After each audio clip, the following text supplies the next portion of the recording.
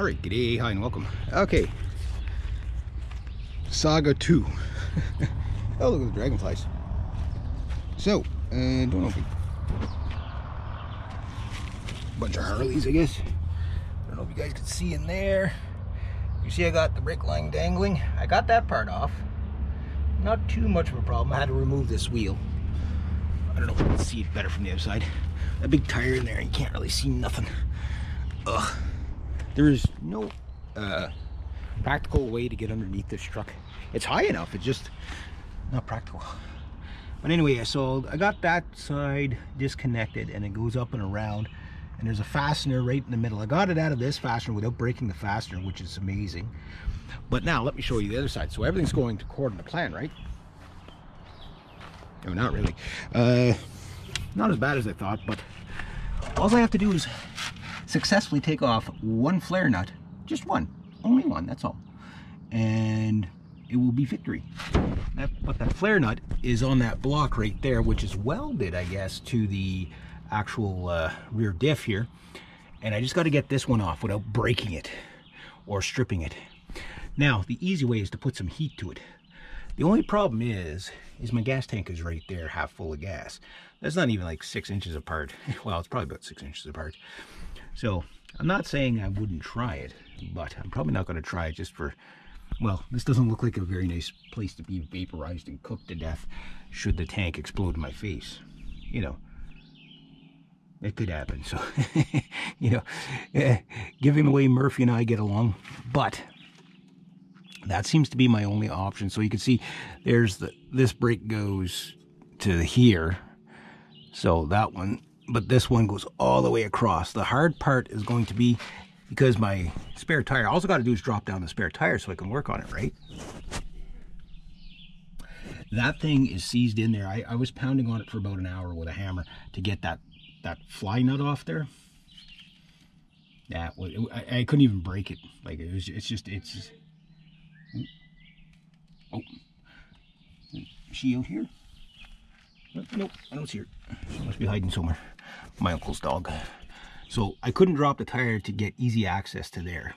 And there is no convenient way to get around this. So what I might just do is, once I somehow successfully get that off there without stripping it or breaking it or whatever, if I damage the nut, that's one thing. But if I damage this block, I have just made myself a world of hurt.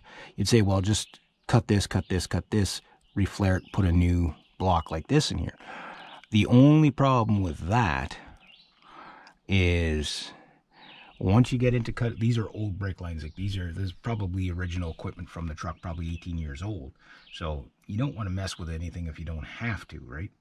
Because once you break one thing and it breaks another thing, the chain reaction gets very expensive. Each line is going to be like every line in here, I think is about, with all the fittings, is about $600. Okay, that's the discount parts, if you can get the discount parts. So you can see that I don't really want to go with spending that much. So options are take as much time as it takes to work it off slowly. What I'll probably do is get a slightly smaller flare nut wrench that I got and pound it on there with a hammer so it's really tight and see if that works. That way I don't strip it. Second option is heat. The problem with the heat is gas tank is right there. I don't want an open flame near my gas tank because I think the vent is actually right there. So if that ever caught, I mean the odds of it actually catching is probably pretty low, but this is me we're talking about. So that's, you know, so that's, you know, if it's a possible, like a 0.000000001% catastrophic failure possibility, it will happen to me. So I want to remove that possibility. So I can get in there with the wrench. The angle's not too bad. It's just a matter of not stripping it, because if I strip it, then I don't know what the hell I'll do. The only thing I could do, I know what I could do, but I'd have to buy a socket extractor, cut the line, put the socket extractor on there and try that.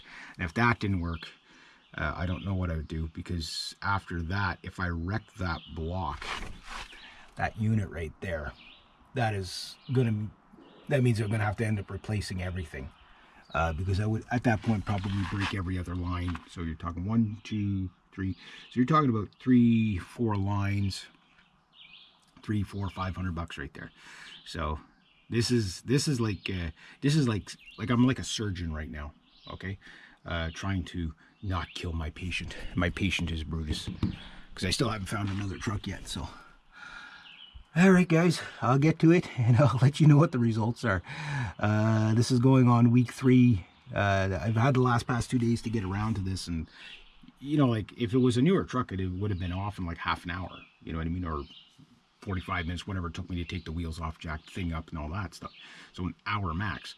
But when parts are old, and I'm trying to explain this to my buddy, he's like, oh, just get it done. I'm like, I said, when you're dealing with old rusty vehicles, it's never just get it done. It doesn't work like that. I wish it did, but it doesn't, because everything is so hard to remove without breaking everything else.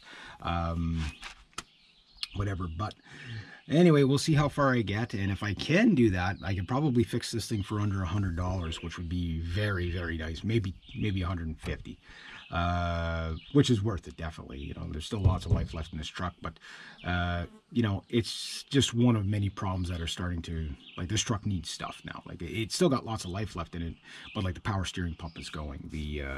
I got to fix my windshield wiper assembly, you know, right there. Those two is $1,000 to $1,500 just to fix those two things. If I get the, you know, and I know a lot of people will just go buy a used one. That's why it's broken now. The power steering pump that was on there was a used one, so it lasted like about a year. So I want to fix it, put new parts on, but the problem is putting new parts on something that's this rusted out. You can see all you know what I mean? Like, there's a lot of Bondo in this thing, so we'll see how it goes. We'll see how it goes. But anyway, that's where I'm at. So I'll show you if I can get it done, and hopefully wish me luck. Yeah. My another truck saga begins. There we go. All right, there we go.